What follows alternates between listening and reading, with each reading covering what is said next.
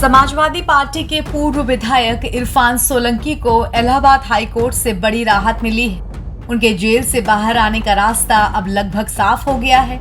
गुरुवार को gangster act के तहत दर्ज मामले में भी उनकी जमानत याचिका हाई कोर्ट ने मंजूर कर ली। जस्टिस समीर बेंच की सिंगल बेंच ने याचिका मंजूर करते हुए उन्हें और उनके भाई रिजवान को राहत दी।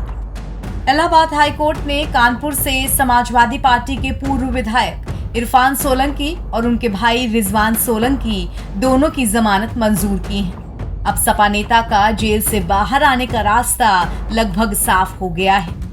कोर्ट पहुंची इरफान सोलंकी की पत्नी और सपा विधायक नसीम सोलंकी ने इस फैसले पर कहा कि उन्होंने लंबी लड़ाई लड़ी है। इस फैसले से वो बहुत खुश हैं। आज के फैसले को आप कैसे? मैं बहुत खुश हूँ। आज के दिन के लिए मैंने कई दिन इंतजार करा, तो आज जो राहत मिली है, जो खुशी मिली है, बयान नहीं कर सकती। बहुत खुश हूँ आज। इलेक्शन के समय एक प्रचार प्रसार के दौरान बहुत मार्मिक अपील आपने अपने क्षेत्र की जनता से किया था। तो बस उन्होंने मुझे आशीर्वाद दुआएं दी है, उन्हीं के आशीर्वाद से आज मैं भी कोर्ट कचहरी की भी लड़ाई लड़ पाई हूँ। इरफान सोलंकी जी के भाई और एक और अभी उनको भी जो है खेल मिल गई। जी, उनको सबको भी उनको लेकर क्या कहना चाहिए? बस वो भी हमारे अपने ही हैं, तो उम्मीद है कि जल्दी घर आ जाएंगे। समाजवादी पार्टी के सुप्रीमो अखिलेश यादव जी से भी कुछ उम्मीद है? हाँ, उन्होंने तो बहुत मेरा साथ दिया, मैं उनका धन्यवाद करती हूँ।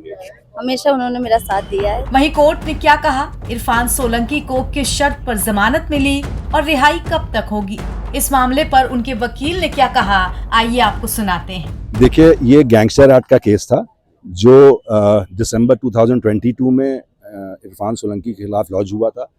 ही was shown as a gang leader in that gang chart. मेरा मेन आधार ये था कि जो गैंग चार्ट प्रिपेयर हुआ है, that has been prepared in violation of the rules which has come in the year 2021. दूसरा आधार ये था कि पीरियड ऑफ डिटेंशन इनका जो है वो 2 साल से ऊपर हो गया था, तकरीबन 2 साल 7 महीना हो गए थे।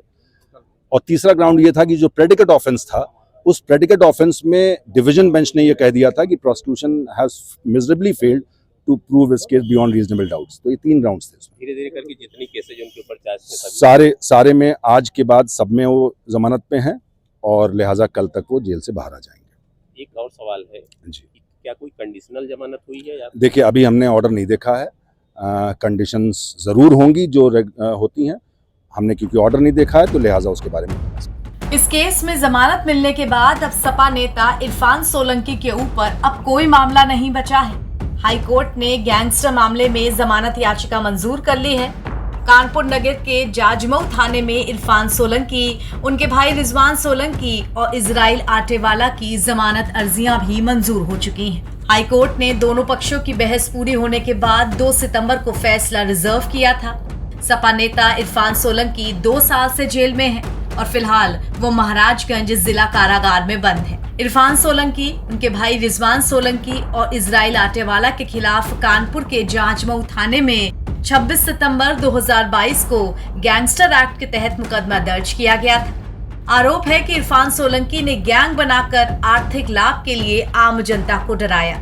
इसके अलावा 1 अक्टूबर 2024 को बांग्लादेशी नागरिक के फर्जी दस्तावेज बनाने के मामले में मदद करने के आरोप में उन्हें जमानत मिली थी। साथ ही इरफान सोलंकी को जाजमऊ की डिफेंस कॉलोनी में नजीर फातिमा के घर में आगजनी के मामले में कानपुर की MP MLA कोर्ट ने 7 जून 2024 को 7 साल की सजा सुनाई थी। इस सजा के कारण उनकी विधायकी रद्द हो गई थी। इलाहाबाद हाई कोर्ट ने इस मामले में 14 नवंबर 2024 को जमानत तो दी थी, लेकिन सजा पर रोक लगाने से इनकार कर दिया था और इसी के चलते इरफान सोलंकी की विधायकी बहाल नहीं हो सकी थी। नवभारत टाइम्स के लिए प्रयागराज से शिवपूजन सिंह के साथ ब्यूरो रिपोर्ट।